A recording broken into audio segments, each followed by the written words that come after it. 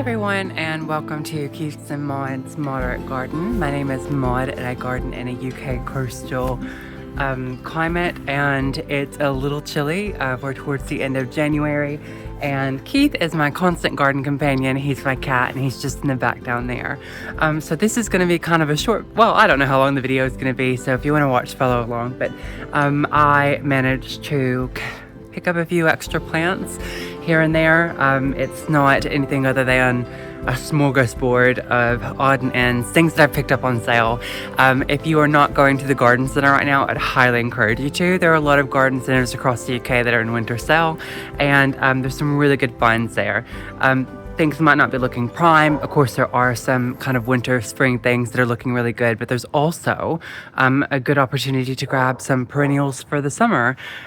So if you want to kind of watch me get into the garden and plant a couple of things, I'll take you through the plants that I picked up. Two of them, one of them's new, in terms of like it wasn't on sale, and I've got a couple of sale bits as well, but I'll turn the camera around and share with you. But one of the things that I'm going to be planting, and I'm really excited about this because when I first saw this plant, I wasn't so keen. I didn't like it. I thought it was really common, but then I started seeing that there were variegated varieties, and I thought, actually, that's kind of cool. And one of the things that you might not know if you haven't followed it around is, although that we are in a coastal climate, I'm pretty much planting up a woodland garden. There is almost 60 trees back here, some that I will keep small, some that will be nice kind of understory sized trees, so probably around 3 meters, and I maybe have one or two that are going to kind of eclipse that if I let them get that big. So in the pursuit of having a woodland garden, I'm also looking for things that are kind of flowering, that either have fragrance or they're good for the pollinators. And I've actually really fallen in love with flowering shrubs, and I'm trying to have something that's in flower all season round. And one of the things that I picked up is Skimmia Japonica, and I'm going to turn my camera over and I'm going to show you a couple of things. One, how you can get really good kind of value for money, because sometimes with these winter interest plants that you see at the garden center, they kind of plant them quite heavily. So you can see there's about 4 or 5 skimmias in here. Now this is a variety that doesn't necessarily grow uber quick. It'll probably take 5 to 10 years for it to reach its mature size, but I'm okay with that. And I'm in the pursuit of being patient. I never thought I'd be a patient gardener, but I'm kind of learning how to do it. So one of the things that I'm going to do is kind of show you how I get good value for money, divide these plants up, and then also I've got a couple of hellebores that have always been on my kind of garden list, and I just haven't really bought them. I picked one up on sale, and then the other one, the foliage is just to die for. So I'll show you what that looks like. So if you like gardening and you like cats, then you probably want to follow along. And if you have any comments or advice or anything that you want to share, pop it below, and I'll see you later. Thank you. Bye. Okay, so here are a couple of plants that I picked up that we're going to get into the ground this weekend. And the first one that I'm going to talk about is one of the ones that I was really excited about in the video. So the first one is a Skimmia. So it's this one here. So this one is a variegated Skimmia. It's got kind of cream margins with a little bit of gold. And I've been told that actually during the some of the really colder months, you also get a pink variegation on some of the leaves as well. Now, Skimmia, this one is Skimmia Japonica perosa, and this one is an evergreen. It's great for kind of shady areas. It doesn't really like being out in full sun. It is a relatively slow grower, but they are slightly scented. And what's really interesting about this plant is this one is dioecious, meaning that you have female plants and you have male plants. Now, this one is actually the male plant with the flowers, and I'm thinking about getting one of the females. That way, the females will actually cross-pollinate with these, and they'll also produce some berries. So I think that might be fun to try. But one of the things that I'm really excited about this plant is that sometimes in the garden centers, they'll have things that you can put in pots and containers, and they kind of plant them with multiple plugs. You can see there's 1, 2, 3, there's 4 plugs here. And they've done that to probably make this look fuller. It would take a lot longer for it to mature. This is relatively slow growing, but one of the things that I'm actually going to do today is I'm going to take this, tease the roots apart, and divide it into 4. And then I'm going to plant them roughly in the area that I want them to be planted in. And this is going to allow me to basically get better value for money, which is really good. This one I picked up, it was only £10. I was in Helio the other day and I thought I'd treat myself. Now, skimmias come in a wide range of different kind of colors and textures, but this kind of painterly, variegated leaf, I'm just gaga for. And you can see there's a little bit of wilting on some of these flowers. It's probably because I kept this guy inside. Maybe it got a little bit warm, but it's going to be absolutely fine in our temperatures. And this is one of the things that prefers a more shadier environment. And this is actually going to go in the back of my woodland garden, so I'm going to show you where that's going. The other thing that I kind of always wanted, and I'll pop it up on the screen so that you can probably see, is a bronze fennel. Bronze fennel is something that is a host plant for beneficial insects, and this is something that I'm really excited to kind of have. If I peel off, see, look, the really good value. So I went to the garden center on the weekend. It's £5. I got it for £3. It's £2 off. What's great about that is it gives you a little bit of freedom to, try something that you're just not so sure on. I've seen this in gardens before and I really like it. You can see there's sort of kind of new growth, but basically the leaves will take on a bronze kind of coloring and they will produce these kind of yellow flowers. So I just think that will be really fun during the summer period. And this one will do well in our area. Okay. So the other two, and these are relatively new to me, not new to me in that I haven't seen them before, but relatively new for my garden. I don't have anything like this yet. And these are hellebores. So hellebores are a really interesting group of plants. They have these kind of upside down flowers. Some people like to pick these because they float in water. But I really wanted something that is going to give me a really nice kind of evergreen texture. So you can see it's got this kind of nice leathery, lanceolate, textured tooth leaves, and they're really leathery, and you've got these little flowers here. So this one is probably on its way out. Hellebores can be quite expensive, but they will eventually colonize the area. The one that I picked up is Amelia. So this one was £20 and I ended up getting it for $13. So I thought, even though I've got a lot of fading here, it's one of those things that is well worth doing, and actually it's a really healthy plant at the base, and over the time I can just divide this and keep spreading it through the garden. So I'm really excited about this for a couple of reasons. One, with the garden I'm really trying to get as much kind of winter interest as possible and some evergreen texture, and then also kind of some movement within the garden throughout all the seasons.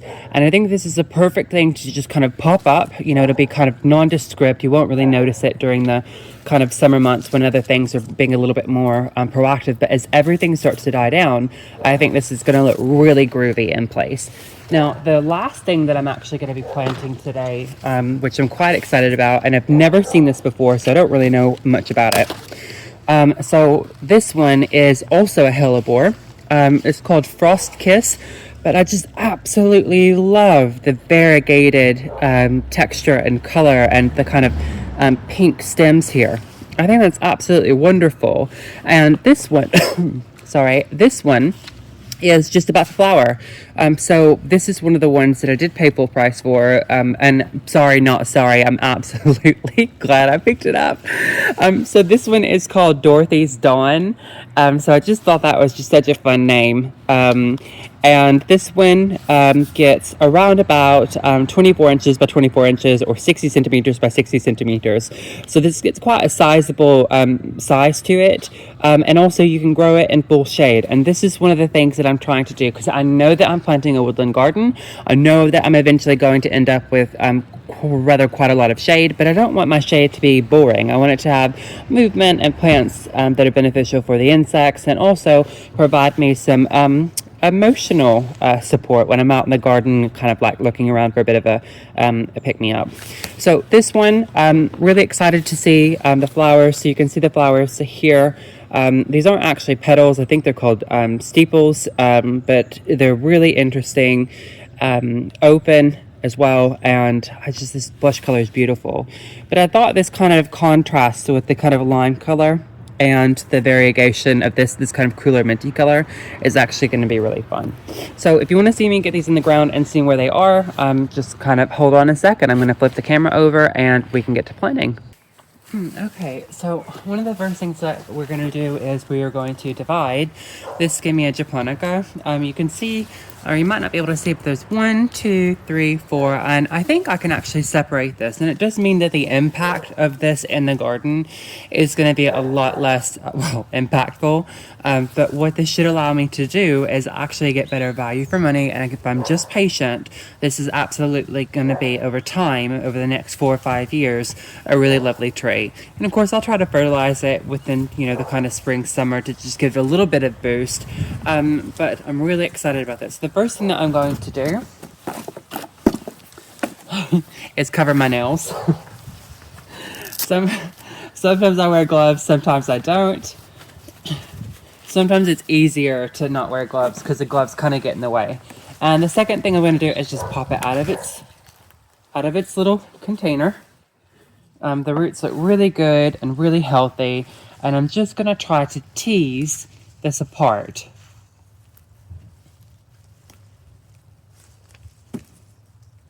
Now, sometimes you can tease them apart really easily. Sometimes you need a garden fork or kind of a shovel. But I'm hoping that I can kind of just tease it apart, play with it, move it around, and try to maintain good root ball per structure. Now, I did water this before I started taking this apart, which may or may not have been a good idea. I'm just trying to tease it apart. I might actually try to use my fork and see if I can pry it.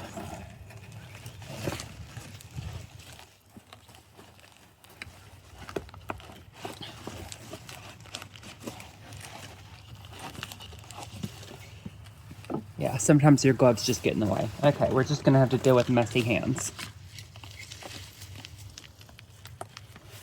So a little bit of pressure behind it.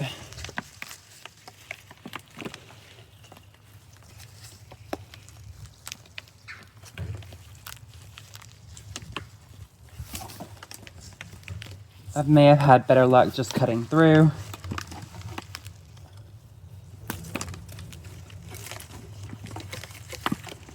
Just teasing it apart.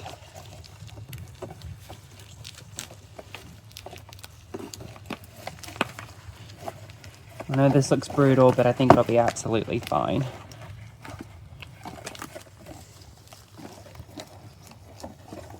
Okay. I think we're getting somewhere.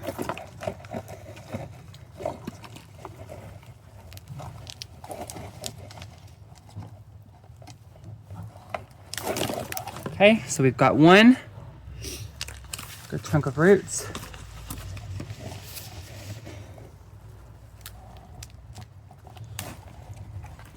We've got another fairly decent chunk of roots.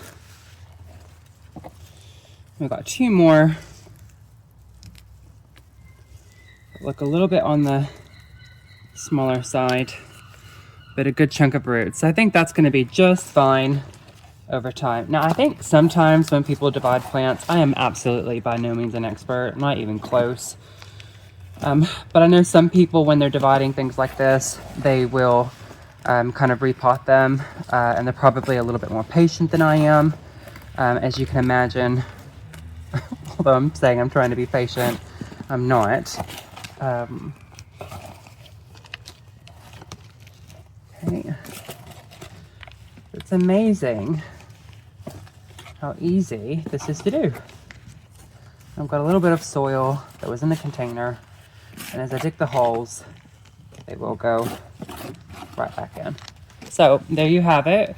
So I've taken one plant that was Skimmia Japonica perosa, and it was 10 pound, and I have divided it into 1, 2, 3, 4 plants. Now, because I've done this, it's not going to be as impactful in the garden, but that's okay. It also means that I have a few of these that don't have flowers on them, and that is okay, because we're being patient and we're waiting for the long practice of it coming together over time. Okay, so I'm going to wash my hands real quick, and then I'm going to show you where these are going.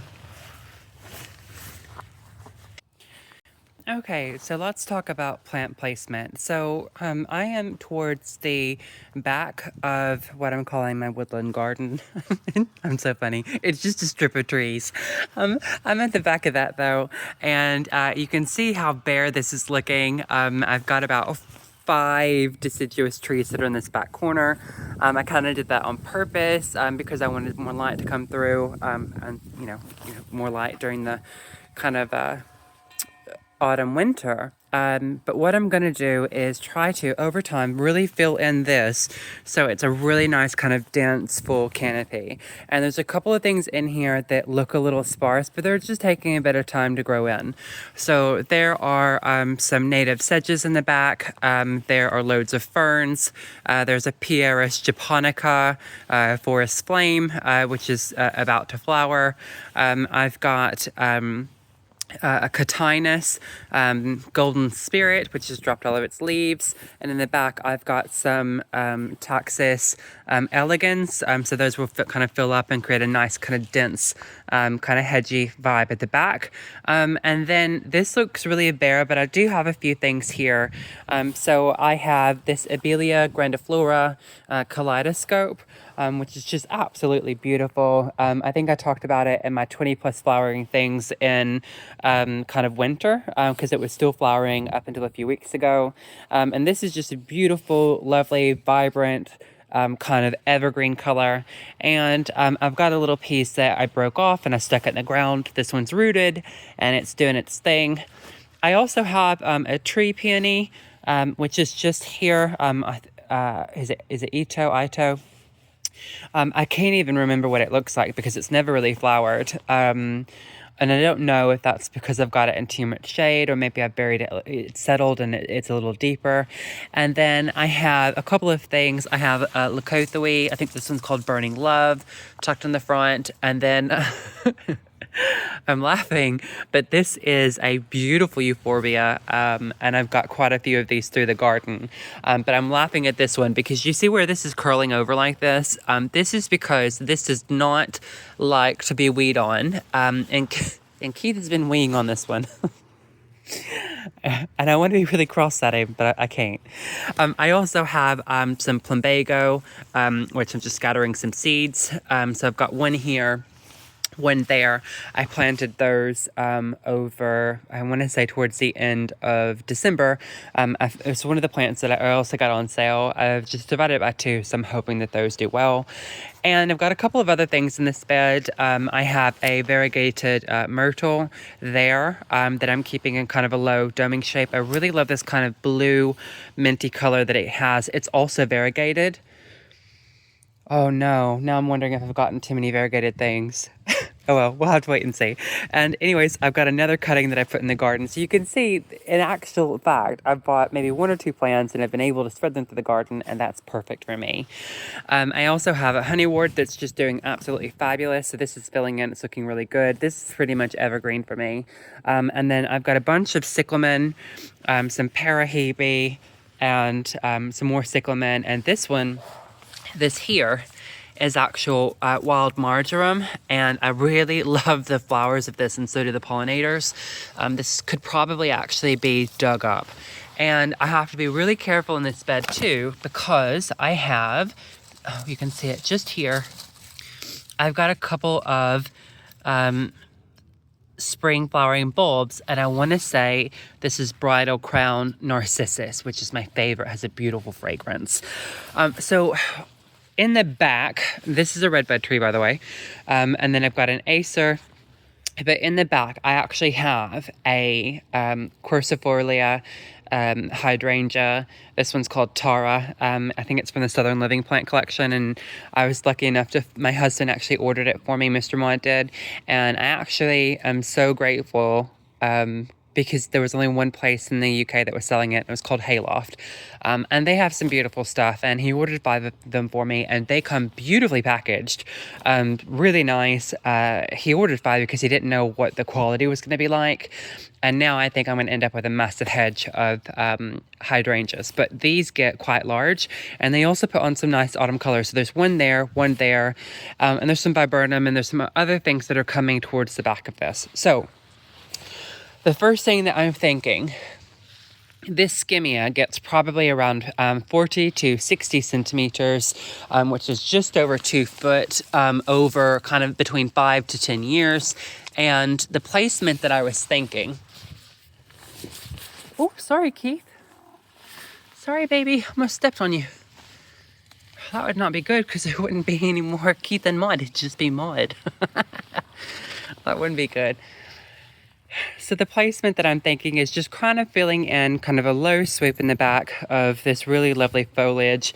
And it is variegated, but I like that it's not the same. So you can see it's a really nice kind of evergreen, slightly fuller, lower doming shape. And it's got a really nice kind of ovate leaf. So I think it's good leaf textural difference between these plants here. Now,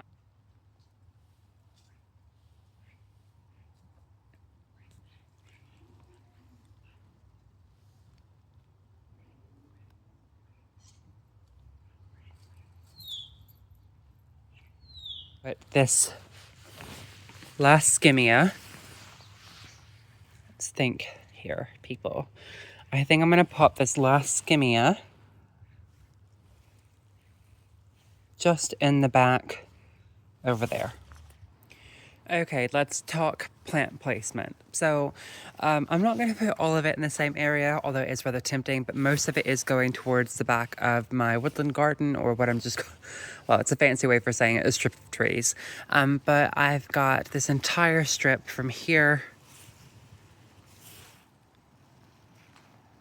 all the way to here that I'm classing as a woodland garden, and there's about 60 trees kind of put in throughout this area. I've got some lower understory trees. I've got a few trees like this one here, which is the Tulipifera liriodendron, which is going to get really big.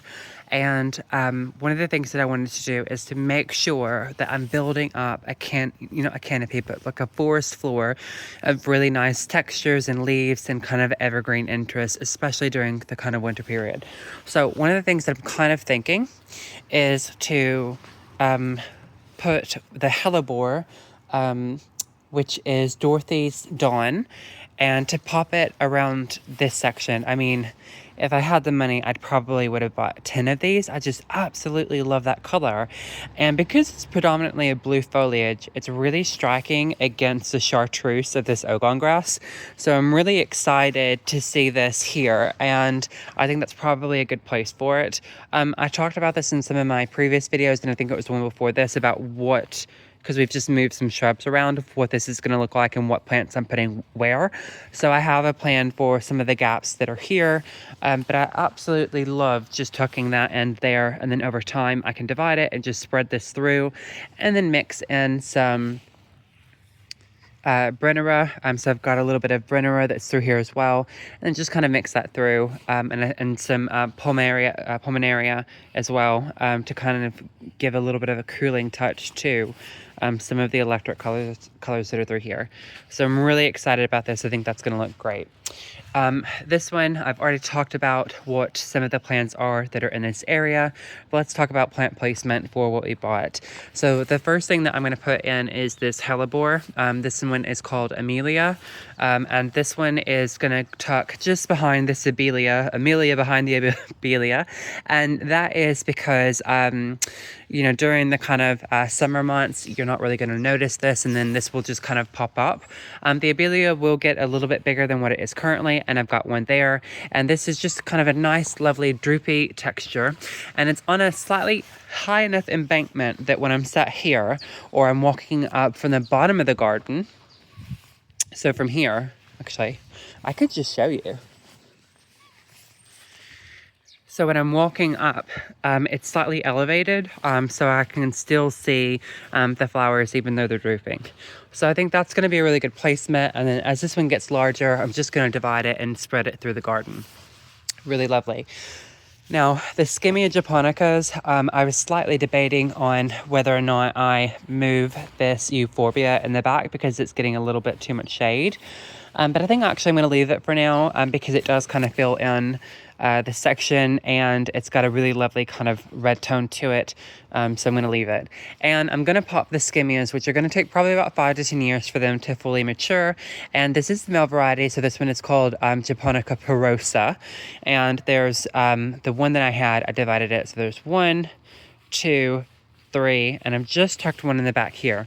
So some of these you're not even going to see through most of the year because you know, the trees and stuff are really going to be stealing the show. But when all the leaves drop, they're going to be there, and they're going to be able to provide some color and some kind of pollination and just a really lovely kind of forest floor effect with different leaf textures. So again, so that one point that I've got is here, there, here, and back there. Okay, so I'm going to turn the camera around and get it in the ground.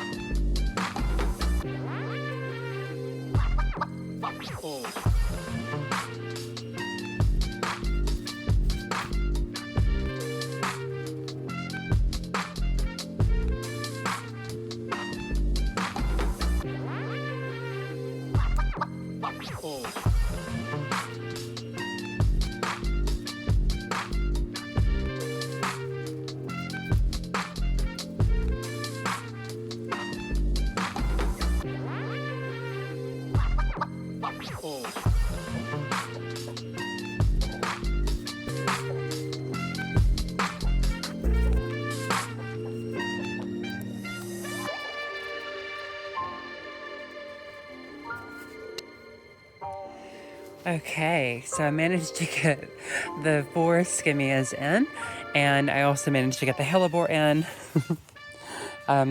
Interesting, I've got so little space to actually move around in, so I think I need to take up gymnastics or something. But I managed to get the skimmias in. I know they're really small and you can't really tell, but like I say, eventually they're going to be around about 2 foot by 2 foot in kind of like a low doming shape. And, you know, hopefully in winters to come and springs to come, they'll have these really nice kind of inflorescence of kind of red to kind of pinky white star flowers. So I'm really excited about that. And I also I just love... I love blue foliage in the garden. I just think it really does help break up some of the minutiae of some of the other colors and kind of, you know, give a little bit more interest and texture. But the skimmias are in, you know, they've got those margins of cream and they really do. And you just have to kind of use your imagination.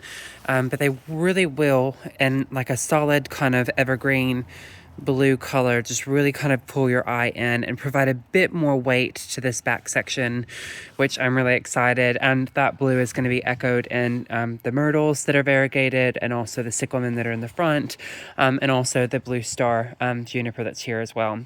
The Hellebore Amelia behind the Amelia, so that one is really lovely, just kind of poking up above this Amelia. Now this Amelia is basically taller than the hellebores, and I'm letting it do its thing for now because I do want it to kind of provide like a kind of doming ground cover, you know, and kind of fill in this kind of front section of the bed. But I probably will keep it clipped a little bit lower so that the hellebores and the acers and a couple of the other things that I plan on planting in the back really just kind of peek over. So I'm really excited about having these hellebores here because, like I say, it's on a slight embankment, and I mean, just how cheerful and beautiful and clean is that? And I think also how lovely is this texture combination. So you have this really kind of small variegated texture here. Sorry, I've got dirt under my nails.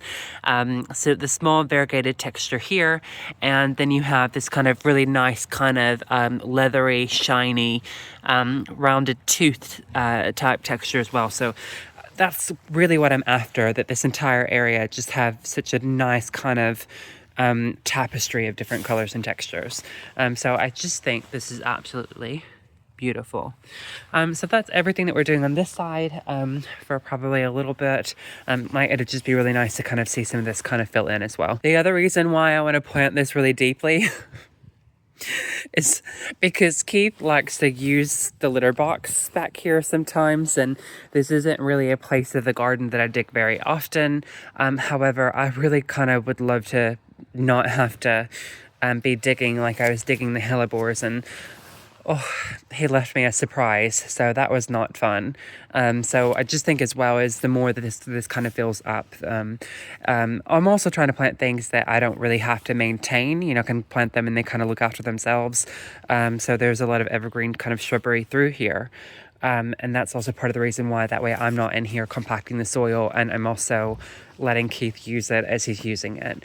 But I think you can just see how your eye moves through. So I think this is going to be a really good choice in the years to come. Now, the next thing I want to get in the ground is this lovely thing here.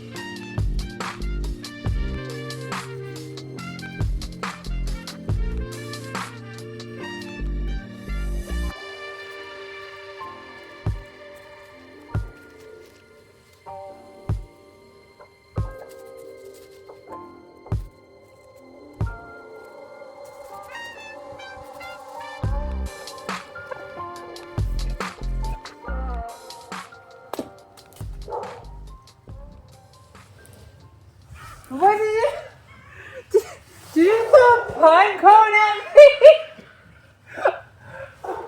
What was that for? Huh? I can't believe that pine cone at me. You weren't listening. I couldn't hear you. Can now. Hold on. Do you want to come see what I've done? it's getting so hard to plant. And it's getting so hard to plant. And I'm having to do like, what is it, gymnastics to get behind things.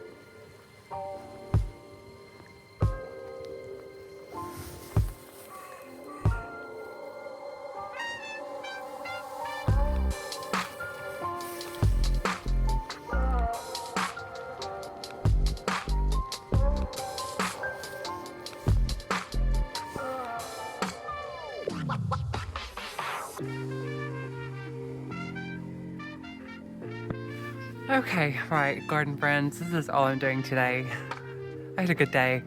It's always nice to get out and plant, regardless of what the weather's like. Rain, cold, whatever. But it was really nice, really nice. I think the skimmias and the hellebores on this side of the woodland garden, I think they're gonna look really good over time. They probably don't look amazing and they don't blow your socks off now, but I do hope that they fill in. Well, I know they're gonna fill in. It's just gonna take a little bit of time, and it's one of those trust the process moments, but the color of the foliage and those blue undertones in the skimmia just are perfect. It really does set off the kind of blue colors that I have through the garden. And I think blue is sometimes a hard color to find for shadier areas. So the variegated Skimmia perosa is absolutely perfect because it does give that blue color. So it does help balance out some of the eucalyptuses and the blue conifers that I've got through the garden. So I'm really excited about those. And the favorite hellebore I've ever seen in my entire life has got to be Dorothy's Dawn, and that's the one that I planted over here. And I think it actually is just really beautiful against the color of the kind of Japanese sedge, and the leaf structure is wide, and that is when I'm really looking forward to dividing over time, and maybe even just buying more and kind of spreading that through. It'll be interesting to see the slug damage and see if hellebores are going to be susceptible to slug damage. And if they're not, maybe I replace some of the Brennera with the hellebores. Maybe that would be a better solution for me. The Brennera in this area has been really kind of nibbled down by slugs. It's supposed to be something that slugs aren't so keen on, but I think my slugs have a different acquired taste. But that's everything I wanted to take you through today. Hopefully you had a bit of fun, and I will see you later. Thank you. Bye.